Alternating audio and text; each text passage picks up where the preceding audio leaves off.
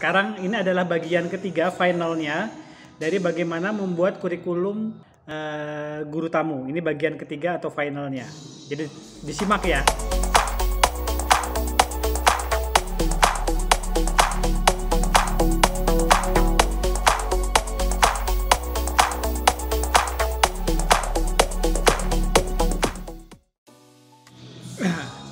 Udah mulai teman-teman ya. Selamat sore. Assalamualaikum warahmatullahi wabarakatuh. Ketemu lagi sama saya Om Tri. Nah, seperti biasa sore ini kita akan ngobrol-ngobrol soal 3 hal.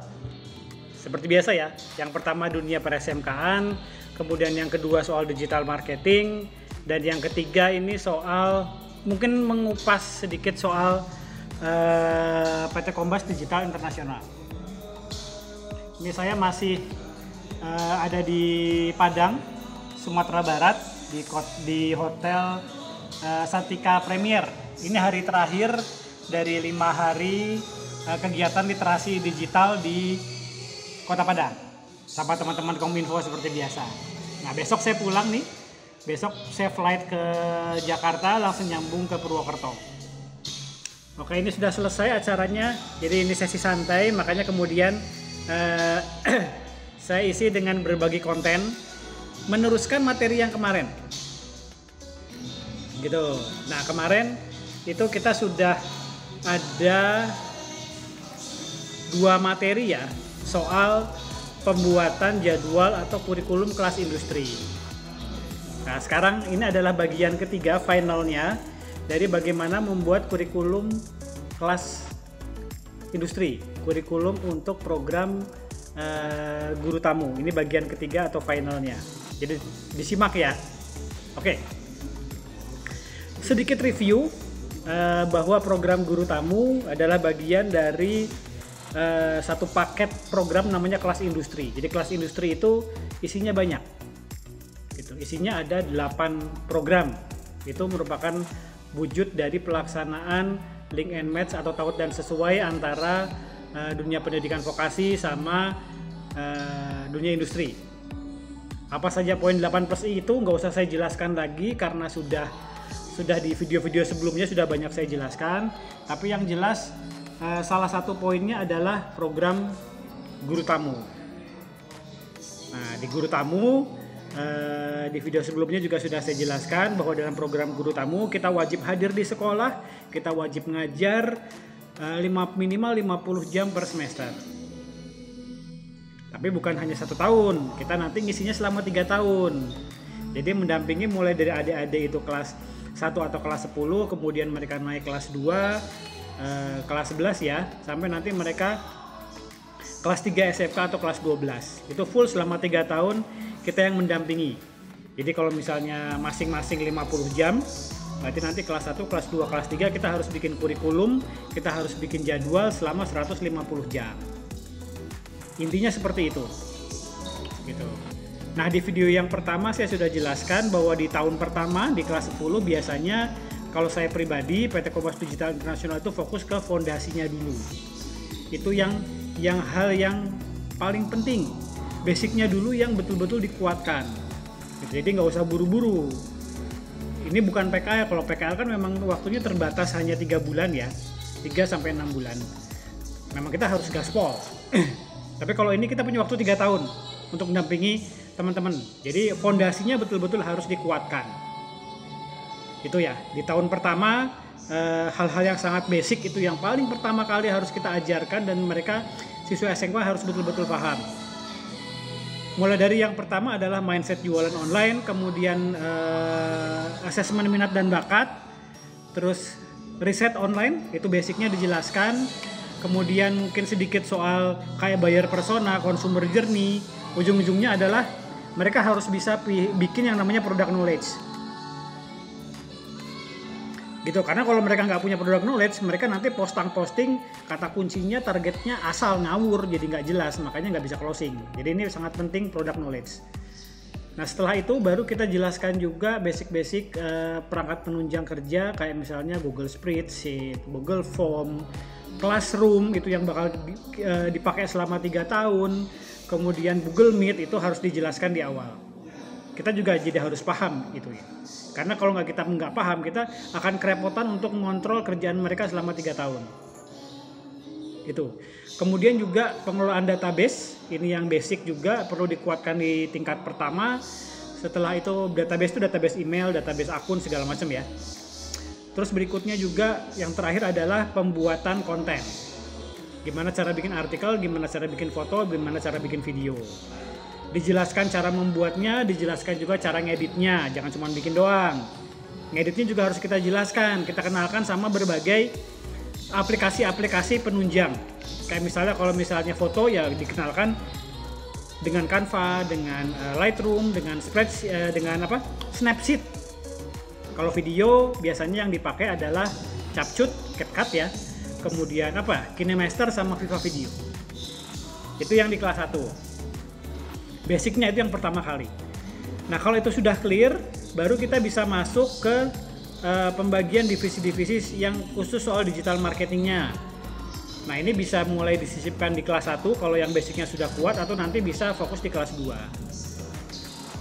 gitu. Jadi kalau di PT Kombas kita sudah membagi materi-materinya berdasarkan jalur jualan online. Yang pertama adalah sosial media, kemudian marketplace, website, sama video. Di divisi sosial media kita belajar Instagram, Facebook juga dibagi lagi ya. Ada Facebook personal, Facebook profil, kemudian fanpage, sama Facebook marketplace. Kemudian juga ada Pinterest, Flickr, sama Dribbble kalau nggak salah. Itu sosial media. Nggak usah banyak-banyak. Diajarin 7 juga udah pusing mereka. Terus divisi marketplace yang diajarkan adalah Shopee, Tokopedia, Bukalapak, Lazada, JD.id, Blibli, sama TikTok Shop. Gitu. Pas di awal memang fokusnya ke Shopee sama Tokopedia ya, karena aktivasinya nggak perlu pakai KTP. Setelah itu masuk ke divisi website. Nah ini yang sudah mulai agak berat nih, divisi website. Gitu. Apa aja yang diajarkan kembali disesuaikan dengan kemampuan teman-teman, kebutuhan teman-teman, pengalaman teman-teman. Tapi kalau di PT Kombas kami ngajarnya cukup lengkap untuk website, mulai dari Blogspot, WordPress, kemudian isu, Medium, Google Site Business, SlideShare, gitu. Plus satu lagi landing page. Tapi kalau landing page biasanya saya ngajarinnya di kelas 3, kelas 12, karena agak rumit landing page. Itu kemudian dari sisi divisi videonya yaitu YouTube sama TikTok. Itu yang diajarkan di kelas 2, pendalaman di kelas 2 gitu. Kelas 1 hanya basicnya, kemudian di kelas 2 kita push betul-betul. Setelah basicnya kuat baru kita bisa push teknik jualan online-nya seperti apa, teknik optimasinya seperti apa.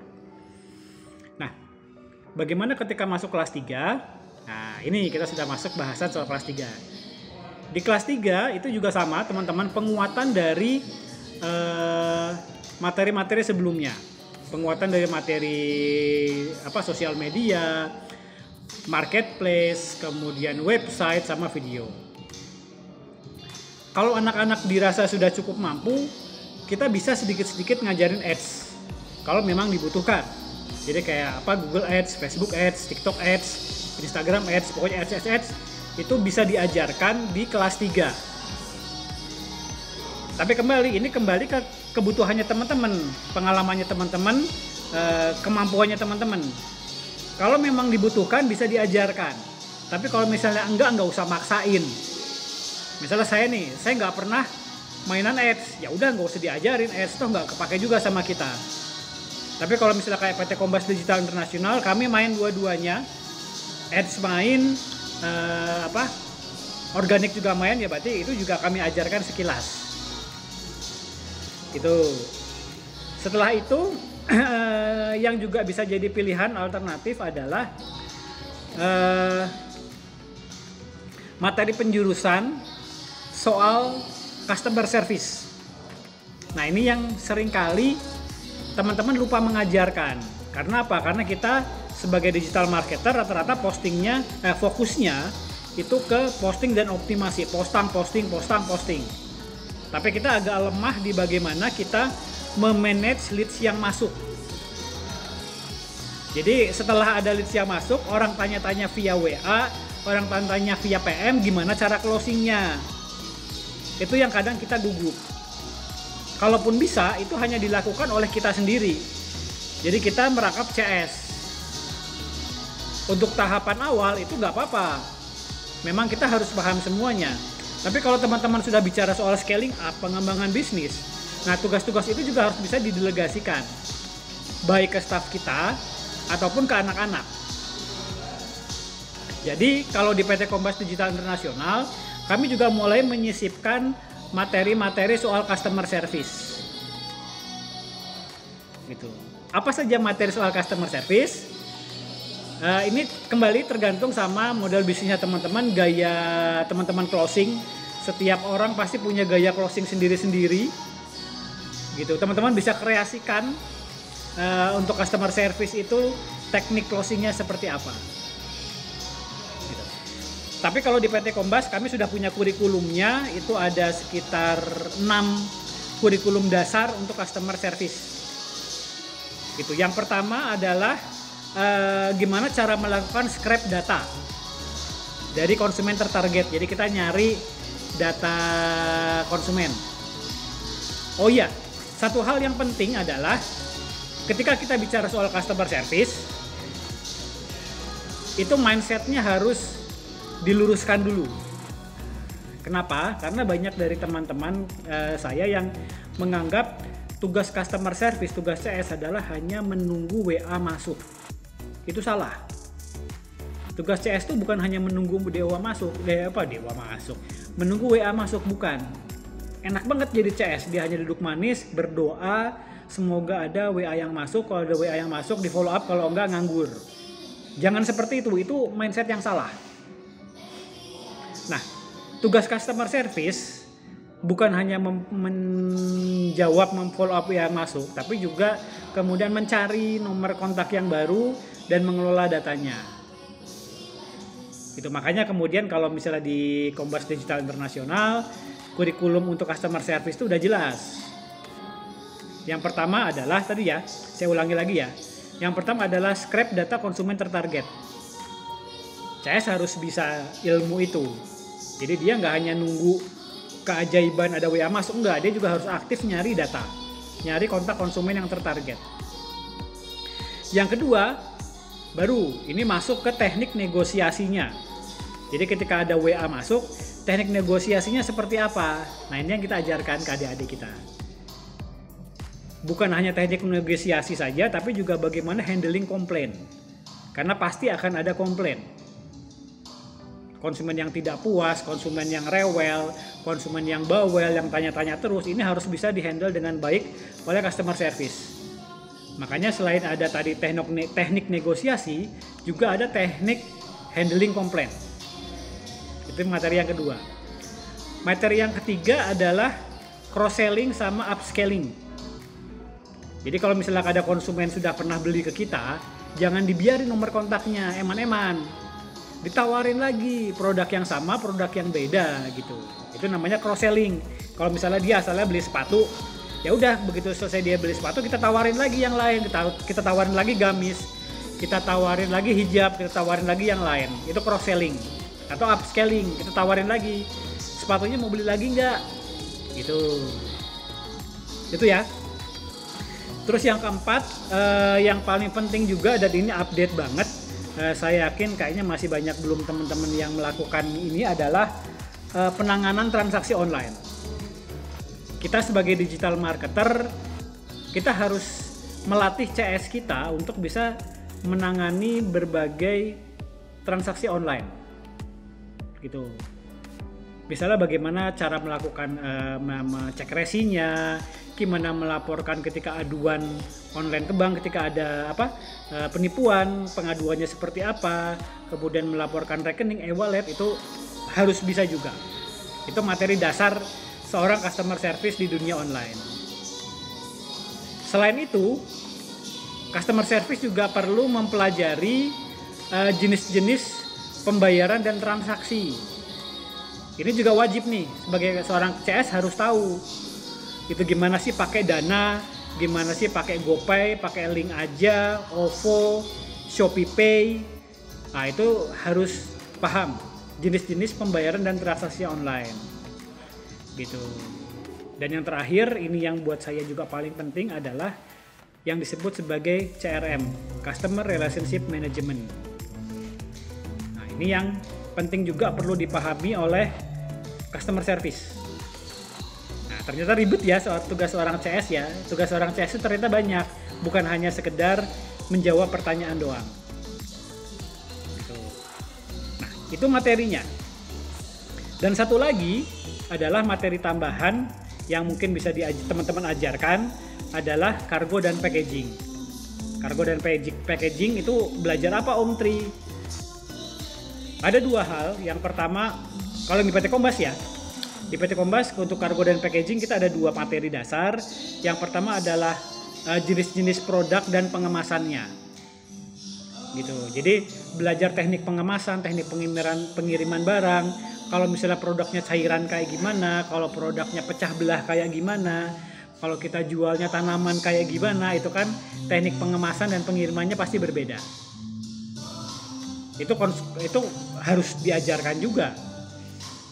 Gitu. Ntar pegel tangannya. Geser dulu. Nah, selain itu juga belajar soal macam-macam ekspedisi dan metode pengiriman barang. Itu yang diajarkan di PT Kombas Digital Internasional.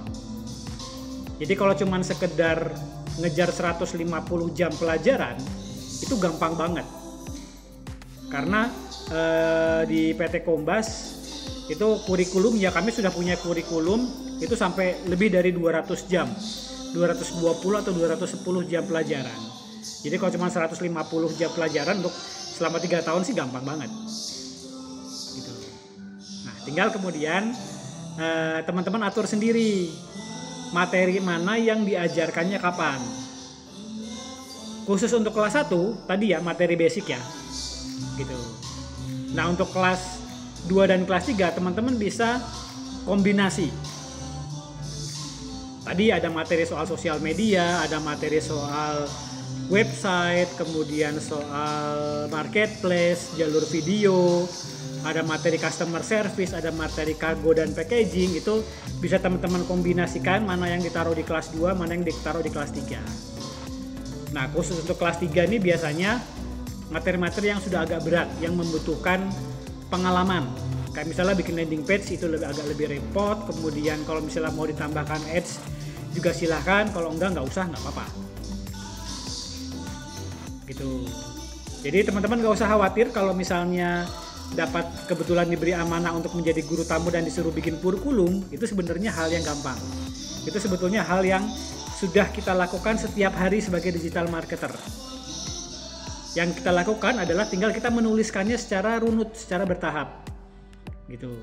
Jangan lupa tetap harus lebih banyak prakteknya daripada teorinya. Jadi kalau misalnya satu materi itu biasanya saya bagi jadi 3 jam pelajaran, 1 jam untuk teori, yang 2 jam untuk praktek. Kita adalah praktisi, jadi kita harus lebih banyak prakteknya daripada teorinya. Itu yang membedakan kita sama guru-guru SMK yang beliau adalah akademisi. Begitu. Mungkin itu saja yang bisa saya sharekan untuk bagian ketiganya. Dari bagian ketiga saya lebih banyak review sedikit soal bagian ke-1, bagian kedua, kemudian pendalaman soal tadi materi customer service sama cargo dan packaging. Urutannya seperti apa? Apakah harus urut? Yaitu monggo terserah teman-teman saja mana yang paling baik. Kembali sesuai dengan pengalaman teman-teman, sesuai dengan kemampuan teman-teman, sesuai dengan kebutuhan teman-teman. Belum tentu kurikulum yang dibikin sama PT Kombas itu yang terbaik. Belum tentu cocok buat teman-teman. Kurikulumnya PT Kombas itu hanya cocok untuk internal PT Kombas saja. Tapi kalau mau dipakai sama yang lain silahkan, saya nggak keberatan, tapi tolong disesuaikan saja, jangan ditelan mentah-mentah di copy paste ya, karena belum tentu cocok juga. Karena model bisnis kita beda. Gitu. Oke, mungkin itu saja dari saya untuk soal video part 3 soal bagaimana membangun kupas tuntas kurikulum sebagai guru tamu selama 3 tahun. Itu aja teman-teman, sampai ketemu lagi di lain waktu. Seperti biasa kalau ada pertanyaan tinggalkan di komentar di bawah. Kalau teman-teman menyukai merasa postingan ini bermanfaat, jangan lupa di subscribe, di like, dan dibagikan ke teman-teman yang lain. Itu aja teman-teman, selamat sore, assalamualaikum warahmatullahi wabarakatuh.